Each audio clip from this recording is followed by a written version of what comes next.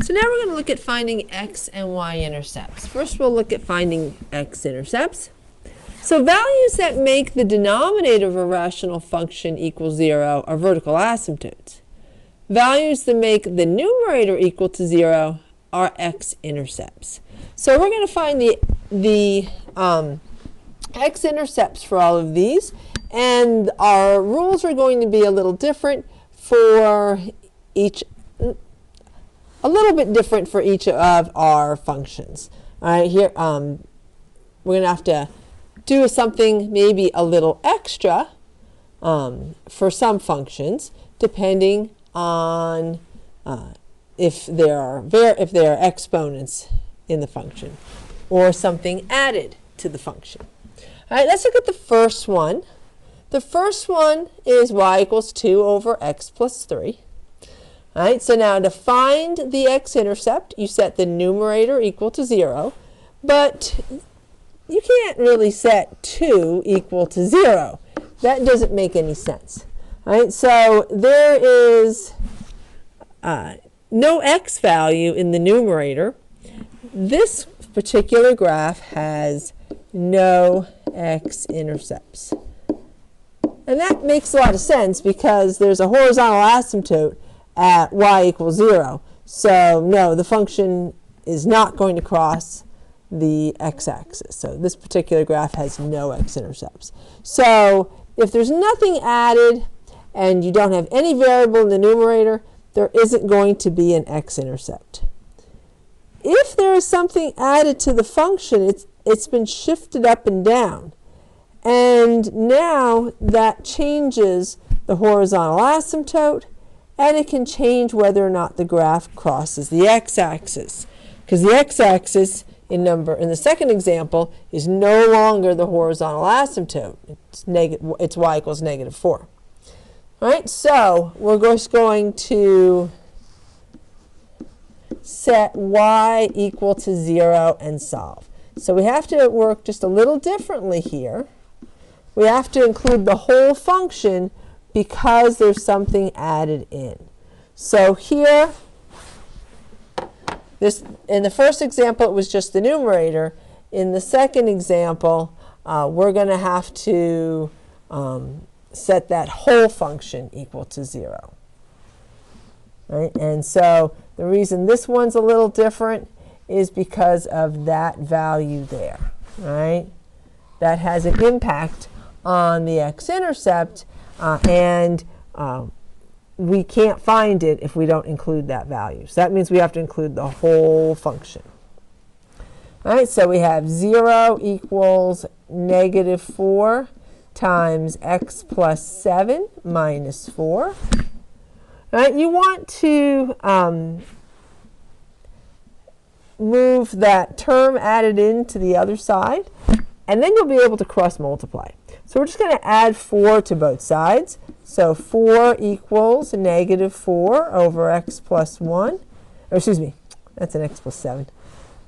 It might help you to cross multiply if you just put a 1 under there so that you can see what exactly it is you're multiplying. All right, so we have first cross product is 4 times x plus 7 equals second cross product -4 times 1. And now we just have to solve that. So 4x plus 28 equals -4. We'll subtract 28 from both sides. 4x equals -32. And then divide by 4. X is -8. All right, so if you had just tried to set the numerator equal to 0, you would have gotten an incorrect answer. You would have said, oh, there's no x-intercept. But this whole function's been shifted down 4. So now, x equals 0, or excuse me, y equals 0 is no longer a horizontal asymptote, and that function is going to cross the x-axis somewhere.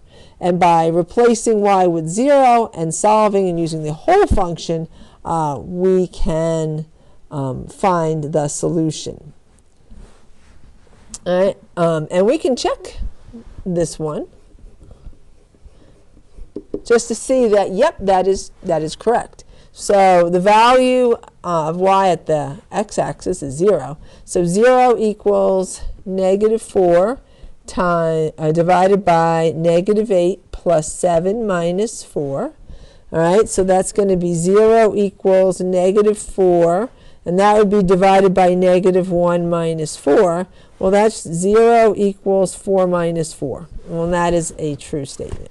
So that does indeed check out, right? So x equals -8 is the x-intercept here. So number 2 there is a little tricky. All right, now, I could have, just to show you, you can include the whole function in all of these and get the answer. And I'm just going to show you. There's on this first one, you don't have to copy this down. But if I cross, oops, happened in my 0 there. If I cross multiply, I have 0 times x plus 3 equals 2, and that's 0 equals 2, and that doesn't make any sense, so there's no x-intercept. Right? But notice that is a lot more work than I really needed to do. Right? So the reason we don't use the whole function in the first problem, even though we could, is it's extra work that's really not needed.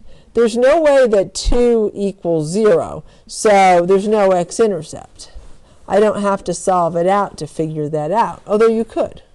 In the second example, I'm not going to figure out what the x-intercept is if I don't use the whole example. Right? Same thing, the third example is a lot like the first example, so you don't have to write this one down until the longer version. We'll just do the shorter version. If I plug in 0 for the y,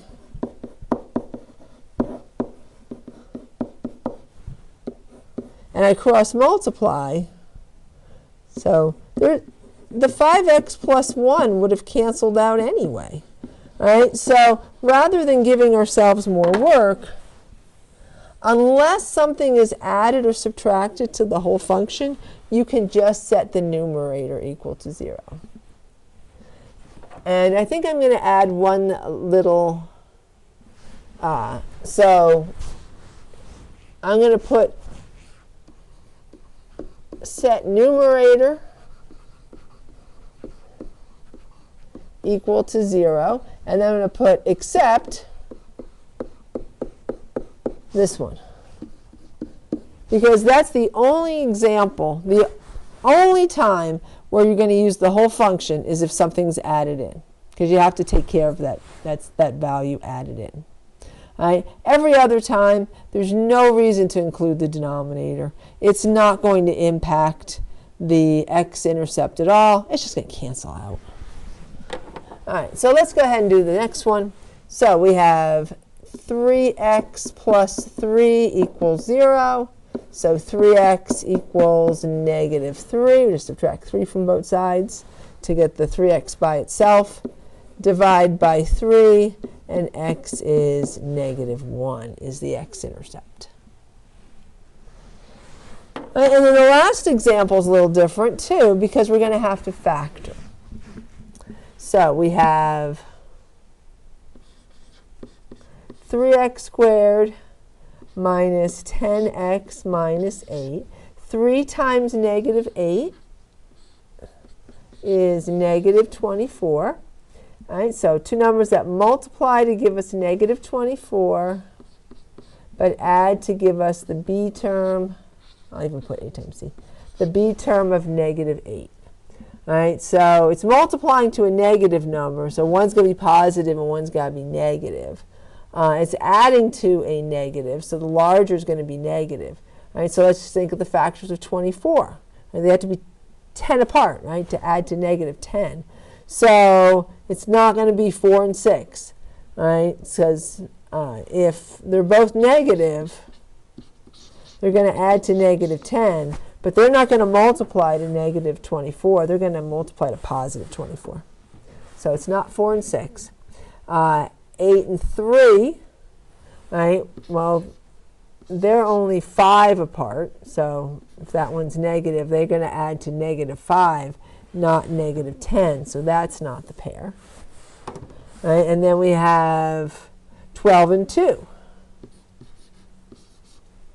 Right? The larger one's negative because they add to a negative number, and they are 10 apart.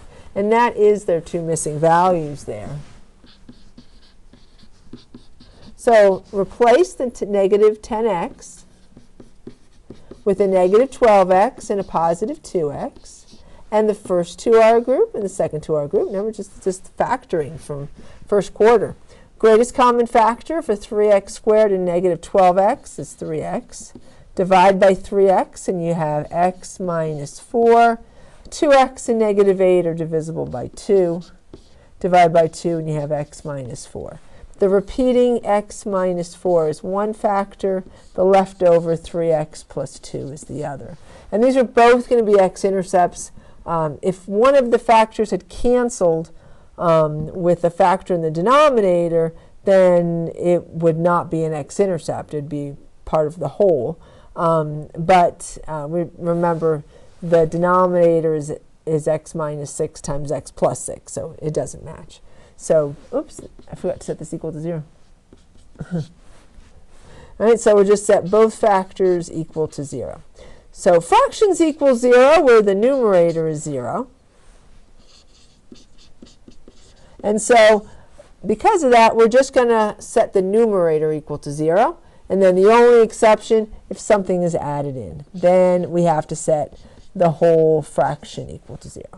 So in solving this one, subtract 2 from both sides, divide by 3.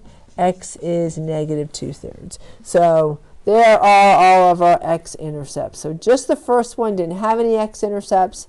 And then the second one, the x-intercept was at negative 8. Third one at negative 1. And the fourth one had 2 x-intercepts, one at 4 and one at negative 2/3.